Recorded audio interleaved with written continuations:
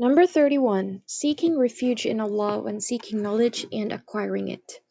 Don't panic if the subject becomes inaccessible due to its difficulty.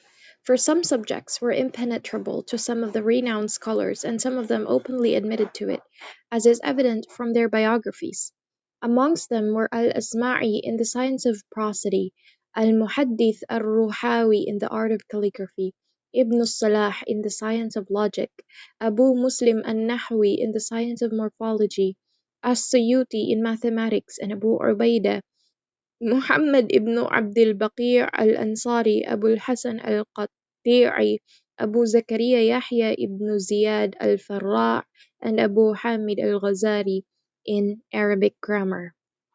O seeker of knowledge, increase your zeal and flee to Allah in supplication, seek refuge in Him, and break down before Him in humility. Shaykh al-Islam Ibn Taymiyyah used to say frequently in his supplication, if the meaning of a verse from the Book of Allah became impenetrable, O teacher of Adam and Ibrahim, teach me, and O you who made Sulaiman understand, make me understand, and access to it would be granted for him. Number 32. Honesty in knowledge. It is incumbent upon the seeker of knowledge to be preeminent in adorning himself with honesty in knowledge. When seeking and acquiring it, implementing it, conveying it, and passing it on. For indeed, success of the Ummah lies in the righteousness of its actions, and the righteousness of its actions lies in the correctness of its knowledge, and the correctness of its knowledge lies in its men being honest in what they narrate or explain. So whosoever speaks about knowledge without honesty has inflicted a wound upon knowledge, and it is as if he has placed a rock to obstruct the path of the Ummah to success. No party affiliated to a particular subject is free from those who don't seek knowledge to beautify themselves with the highest virtue, nor to benefit the people, or you will discover that such people are dishonest. They have no shame in narrating what they did not hear, or in explaining what they do not know.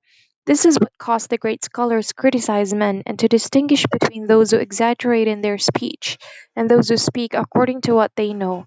It was this criticism that led the seekers of knowledge to become aware of the value of what they read, as well as its status, and become able to decisively distinguish truth from falsehood, or whatever whether that which they read was predominantly true or false or a mixture of both. Number 33. Truthfulness. Truthfulness in speech is a sign of awe, nobility of one's personality, purity in one's consciousness, high aspiration, and predominance of the mind, and a sign of acceptance from the people, the happiness of the community, and the protection of the faith. For this reason, it is an obligation upon everybody that, and what a disappointment for the one who neglects it, and whoever neglects it, that he has brought harm to himself and his knowledge. Al-Awza'i said, learn truthfulness before learning knowledge. And Waqi' said, this profession, hadith, only raises the truthful one. So learn truthfulness before learning knowledge. May Allah shower you with His mercy. Truthfulness is speaking in accordance with reality and belief, so truth can only be attained through this way. As for its opposite, which is lying, then it is for many types, varieties, and realms, but it can be categorized into three. Number 1, the lies of the groveler, who is the one that opposes both reality and belief, such as the one who grovels to a person whom he knows is sinful or an innovator. Number 2, the lies of a hypocrite. He is the one who opposes his belief, but his speech is in accordance with reality, such as the hypocrite who speaks in accordance to Ahlus Sunnah and guidance. Number 3, the lies of the foolish person are those which oppose reality and agree with belief, such as describing heretical Sufi as being friend of Allah. So strictly adhere to the path of truthfulness, and do not move your tongue or form your lips and open your mouth and seek except to say a few words that express your true internal feelings, such as love and hate, or your external feelings, such as those which are perceived by the five senses: hearing, sight, smell, taste, and touch. So the truthful person would not say, I love you for the sake of Allah, when he hates you, or I heard when he did not hear, or so on. Beware that you do not become surrounded by suspicion and being recorded in the list of liars, which will then divert your determination to be truthful. The way to ensure against this If you are contested by your desires to say something you are untruthful about, is to subdue any such desire by reminding it of the status of the truthfulness and its nobility, and the evil of lying and its lowliness, and that the liar is exposed very quickly, and seek refuge in Allah. Do not give yourself the excuse to speak in a manner which, to the listener, has an apparent meaning, but you, the speaker, intend something else in a manner other than the one prescribed by the sharee'ah. O seeker of knowledge, be careful not to transit through truthfulness into this type of speech, what will land you into lying. Indeed, the most evil result of this transition is lying in knowledge for the sake of sickness, of competing with your peers, and spreading your reputation. Whoever seeks out reputation higher than his status, then let him know that there are men on the lookout who possess a penetrative insight and critical pens, and they will weigh their reputation with the narrations, the ahadith, and sayings of the Salaf, and you will be stripped of three things: trust from the people's hearts, number two, knowledge, and there will be a decline in the acceptance in the hearts of people for you, number three, being disbelieved even when you were truthful.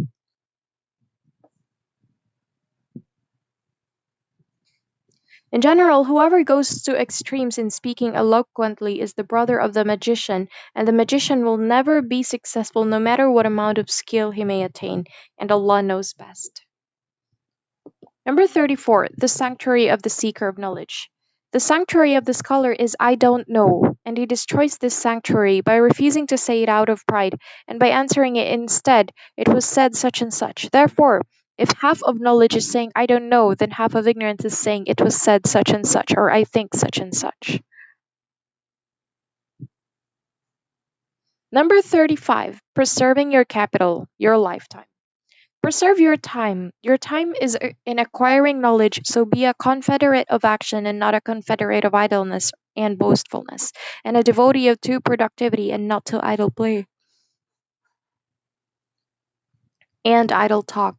Preserve your time through serious exertion, adherence to study, being in the company of scholars, and occupying yourself with knowledge by reading or being read to, researching, contemplating, and memorizing, especially during the prime of your youth and in the early years of your life, the source of your well being. So seize these precious opportunities, such as seeking knowledge in your youth, in order that you attain the highest levels of knowledge, for it is the time of the heart's composition and the assembly of thoughts, due to freedom from all that preoccupies and diverts your heart and mind through the responsibilities of life, due to the lack of dependence.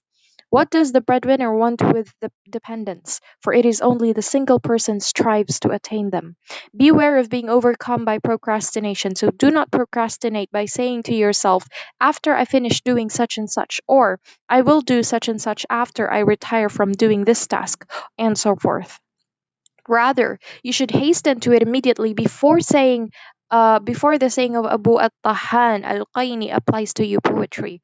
I was bent by the bending factors of time until I became as if I was a hunter drawing nearer to the prey, taking short steps that if anyone were to see me would think I am tied up when I am not.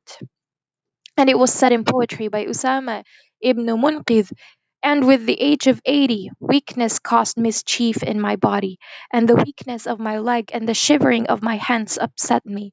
And if I were to write, my handwriting would like that of a shaky person, like the writing of a shivering person with shivering hands. And you will become amazed at my hand, too weak to carry a pen, when it used to carry the spear to the lion's throat. So say to the one who wishes to live long, this is the outcome of a long life.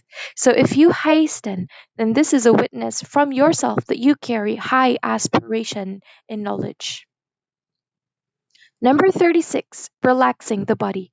Take a few hours from your time to relax yourself in the gardens of knowledge, from the books of lectures, general knowledge, from the hearts, for the hearts need to be relaxed from time to time. It was narrated that the commander of the believers, Ali ibn Abi Talib, said, relax these hearts and seek them for the subtle wisdoms. for they become bored as just the bodies become bored. Shaykh al-Islam Ibn Taymiyyah commented upon the wisdom concerning the prohibition of praying general supererogatory prayers during the abhorred times.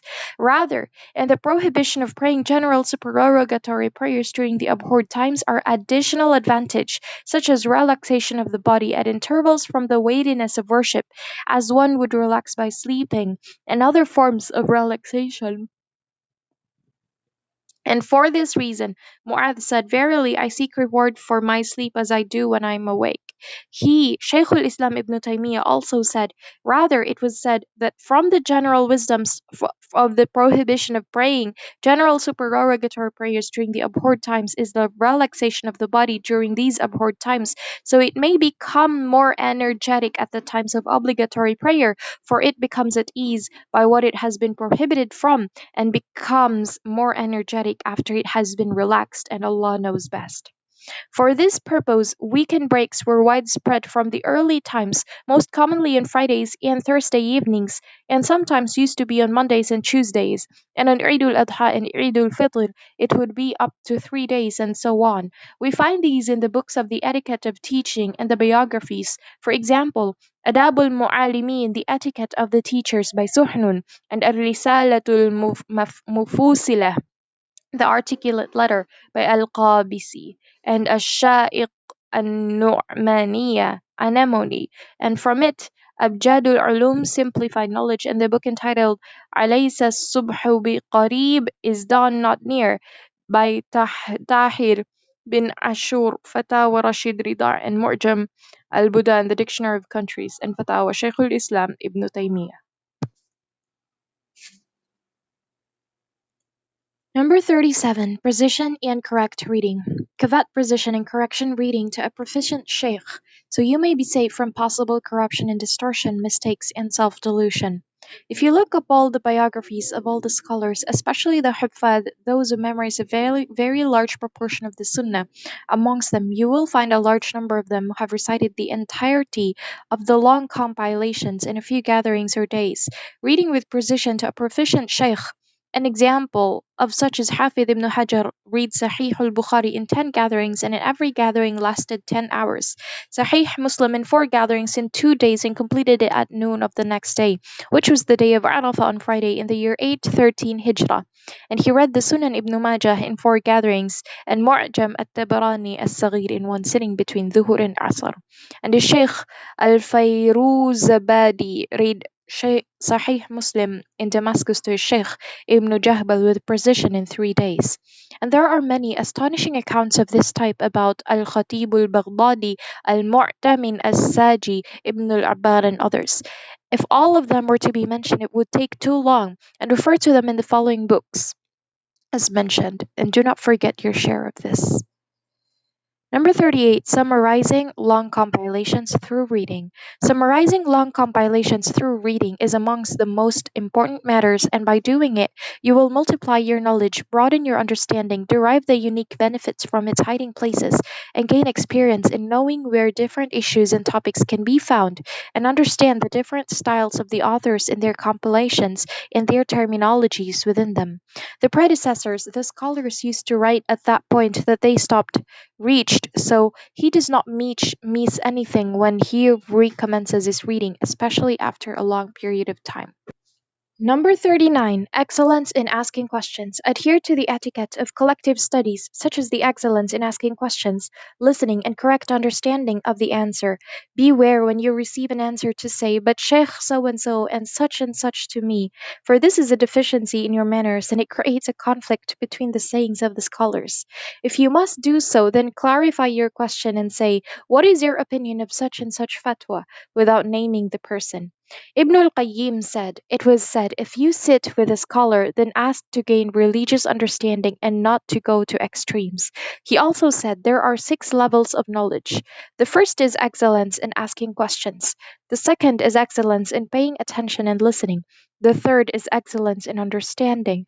The fourth is memorizing. The fifth is teaching. The sixth, and this is the fruit of knowledge, is implementing it and appreciating its boundaries. He then proceeded to clarify this further in some important research. Number 40. Debating with argumentation. Beware of dispute, for it is an unfavorable affair. As for debating for the truth, then it is a favorable affair, because in true debate, the truth is uplifted over falsehood, and correctness over incorrectness.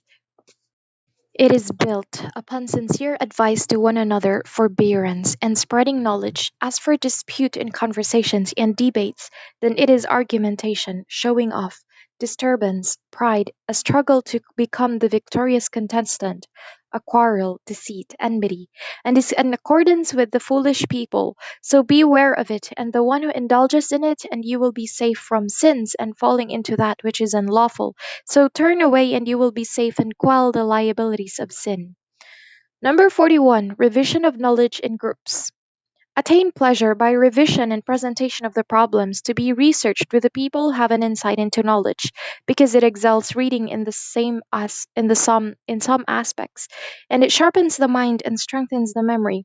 At the same time, you should adhere to being fair, kind, and distance yourself from unfairness, disturbance, and rashness. Be alert, for it exposes the defects of the untruthful person. If it, revision, was the person short of knowledge, dull in mind, then it becomes harmful and leads to mutual repulsion. As for private revision by browsing through the issues of knowledge, then this is an affair that you should not become detached from. It was said the revival of knowledge is revision.